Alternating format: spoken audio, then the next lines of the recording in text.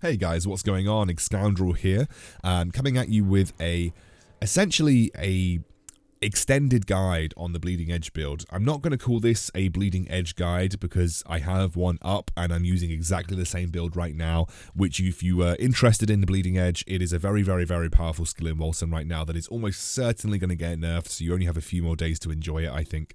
But there is a guide in my channel from 2 days ago where I talk about the setup for this build and how it is very capable of doing level 187 expeditions, and this is a level 187 fully empowered lured expedition, and I'm going to show you a run through and talk a little bit about what I'm doing in terms of skills.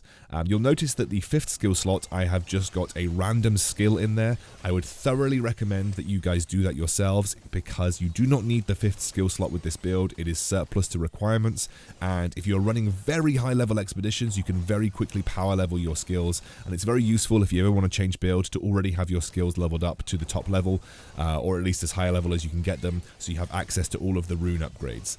That is a very, very, very important tip that I would recommend anybody running high level rifts to do, because you don't want to be stuck once the Bleeding Edge nerf comes through and you need to play a different build with absolutely no skills at the high level. So I'd recommend if you unlock the fifth slot, which you can do through the end game upgrade system, you put a new skill in there to make sure that you level them up as quickly as possible. So what you're noticing I'm doing is between large packs of mobs, I'm using Warpath to essentially get into combat. I then spam my Bleeding Edge, and often in big packs I'll use Sovereign Shout to increase my attack speed just beforehand. Sovereign Shout, increasing the attack speed, not only increases the speed at which the blades travel, but it also increases the speed at which you cast Bleeding Edge, meaning you can get way more DPS out versus things like the half-breeds, which you saw me just kill one there, and versus bosses as well. So what I do is I Warpath, I find a mob group, I jump to try and draw them in, I chain them to apply both stasis and also bring as many mobs into my whirlpool of death as I can, and then I basically run around trying to clear out the mobs. What you'll notice is that if there are 1 or 2 stray mobs left in a pack, I leave them there. When you're running a lured rift, time actually matters, or a lured expedition even, time does actually matter, so I kill as much as I can, and then I move on to the next group of units. And actually, sometimes I will pop and kill a couple of the bigger units, but you can see I do not spend much time on individual groups of 1 or 2 units. I just warpath over to the next pack, clear as much as possible, and you can see now another half-breed has joined, and we're just going to mince him. Look how quickly we kill that guy. Absolutely ludicrous. If you have any stragglers and you're in a big pack, they usually actually catch up by the end of it, so you can clean them up.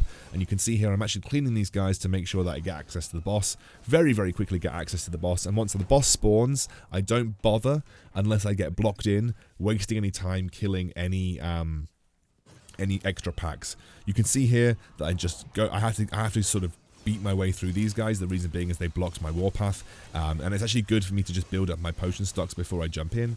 Very quickly just get rid of all these guys because they're going to be a nuisance, and then I just warpath straight into the boss, and just immediately Sovereign Shout, start casting Bleeding Edge as much as possible. You do want to make sure that you try and use the dodge mechanic wherever you can, but luckily I've already generated a huge amount of life leech, so I can basically face tank this 187 lured empowered boss, and we get the kill.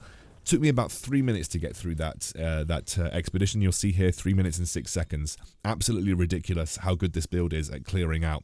Now, people can do this much quicker. I've seen people do it in under 2 minutes, but you do usually need access to something called Aether Jump, which requires a very special modifier on a shield. We're running the 2-handed version of this build, so we're not that bothered about that, and I'm very happy to take 1 minute extra. I think this is a really successful end game build that we've managed to accomplish here.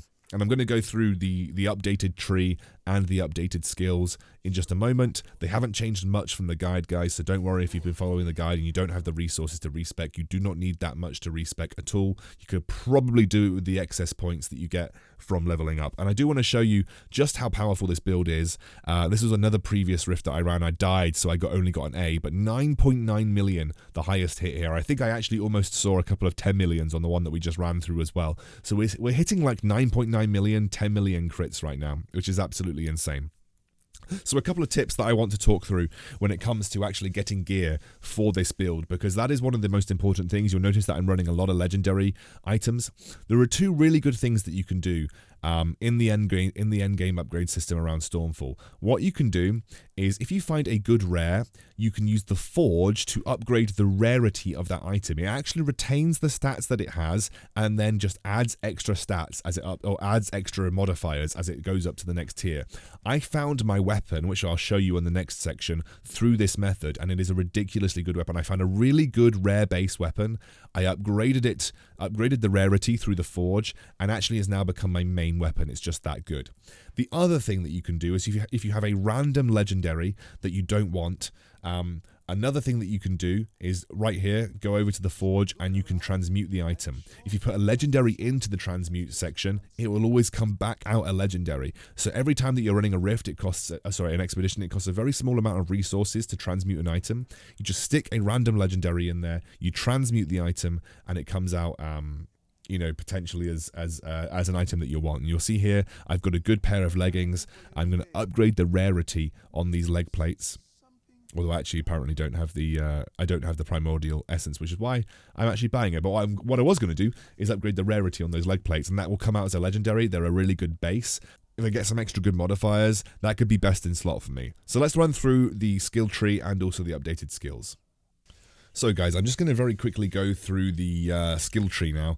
And then I'm also going to show you quickly through my skills. If you want the full guide to this build, there is a link on in the description below, but also I'll put a link in the comments. It is on my channel from about 2 days ago. It's the up-to-date Bleeding Edge guide. You want that one, not the beginner guide. That was a previous iteration that we'd improved on, and I'm currently using the improved version right now. My skill tree has changed slightly for a couple of reasons. I've dropped some bugged nodes, and also now being slightly higher level, I have access to more points. So when you're playing, you come down, you pick up the wild card, you want to run through this edge of soldier. You want to run up and pick up the attrition strategist, and also you want to pick up the backline raider. Someone rightfully pointed out on my channel that intravenous neural cord is surely better for this build. It is indeed. Unfortunately, it is bugged right now, so we cannot use it. But once it is fixed, which will be on the next patch, we could drop these 4 nodes and take these 4 nodes here, going to intravenous neural cord, which is just better strictly than backline raider. You do lose a little bit of critical damage. That's the only thing, and you lose a little bit of attack damage, but you pick up the damage here and you get a load more critical chance score. So yeah, intravenous neural cord is a good pickup. We also dropped primordial insights. That node has been confirmed to be bugged and is not working right now. When that comes back, we can drop a point here from Unleash Power and throw that in. We've also picked up an extra point over on differential wounds from the end of which time cannot heal to add an extra 20% damage. And then we're also picking up all of these attack damage nodes. We previously went down the melee damage node side, but we just picked up all of these for the extra damage. We have material damage that we could go into as well. But other than that, we've also picked up persistence hunting, which is 25% damage with enemies with impaired movement. Well, believe it or not, this which time cannot heal runs off the fact that we apply stasis. Stasis is a movement impairment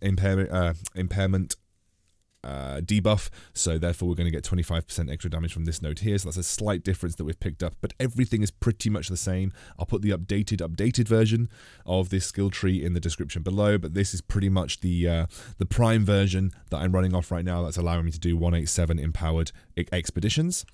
Very quickly going to show you my skill setup. Okay, so Sovereign Shout, not going to go through the skill specifically. This is going to be Wings of Ishmir. We've got Warpath, where we actually dropped the increased movement speed, but we're running with these skill setups right now. Just you can copy the locations of them if you like. We now also obviously got Tracker's Reach right here. And then we have Bleeding Edge as well, obviously, as well. So those are the skills that we're setting up. And then in my 5th skill slot, I'm actually just leveling up skills that I previously have not leveled up, so that when I eventually want to change build, because I am working on a couple of extra builds, because obviously Bleeding Edge is going to get nerfed, I'm going to have access to all the skills on my online character, which means I can give you the best possible guides for online characters when we get the update coming fairly soon. I also tried to make my guy look like a Space Marine, as you can see.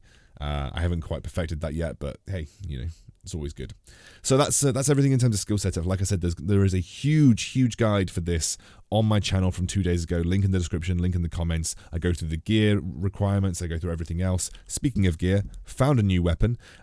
Actually, through the methods that I talk about in this video, I actually just upgraded a rare weapon and ended up coming out with this, which is absolutely ridiculous, which is why the legendary quality is still 3 stars, by the way, because I didn't find this legendary. I actually crafted this legendary through the end game forge, so that's how I ended up with this incredibly good weapon. So you can do the same thing too. So make sure you're using the highest eye level possible, and obviously I've talked a little bit about eye level already, but the highest eye level possible, so usually like from level 110 onwards. So when you're getting legendary drops in expeditions that are level 110 onwards, you usually got a good eye level to work with, and then you can use that to upgrade, and that's how I actually ended up with this weapon here. So what I would recommend, guys, is that also speed of clearage is also really important when it comes to farming for gear for this build. I have been told that the max eye level in the game is 110. Now, don't quote me on that. I'm not entirely sure if that's true. But I have noticed that even from, like, Expedition 130 to Expedition 187, the level of the gear that I'm getting hasn't actually changed that much. So a good place, if you are struggling at, like, 150, 160, head back down to 120 or 110. And just use those to farm. I wanted to show this clip because this is actually a 189 expedition. This is the highest level expedition you can get in the game. There is almost no point in doing this other than for completion's sake. You don't even get an achievement for doing it. But this is me just mincing through a 189 expedition boss. It's the highest level expedition boss you can get in the game. And this build just absolutely crushed it. If you are at the max level, I would always recommend doing lured 187s because they are almost infinitely better. But 189s, I just did it for the sake of it. It's obviously something that is important to consider. So those are that's the build. 187s. Talking a little bit about gearing, the setup for it as well. It's pretty easy to do once you get the right build, and then you can just start farming for whatever you want. I'm currently farming for a separate build right now entirely because I'm kind of a bit sick of Bleeding Edge at this point. I played it a lot for this video. So yeah, enjoy, and I'll see you soon.